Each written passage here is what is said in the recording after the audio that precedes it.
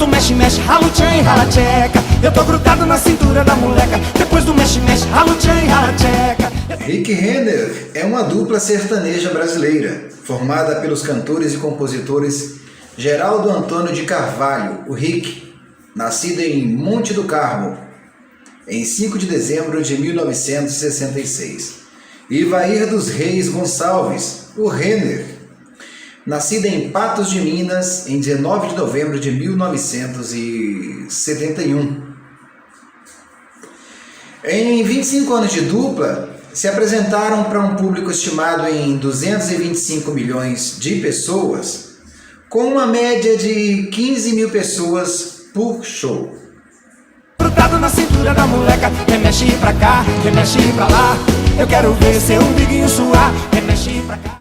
Rick Renner movimentaram mais de 300 milhões de reais com seus shows, assim se consagrando como uma das maiores duplas da história da música sertaneja. Sim, gente, Rick Renner.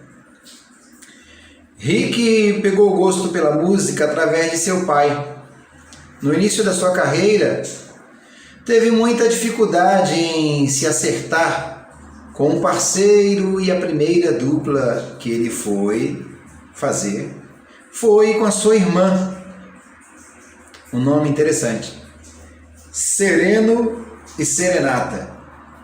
Porém, depois de algum tempo, o pai de Rick proibiu a filha de seguir carreira com o irmão, pelo fato de terem que cantar em alguns lugares com a frequência meio barra pesada.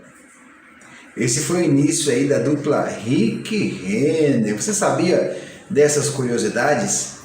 Esse foi o primeiro corte aí.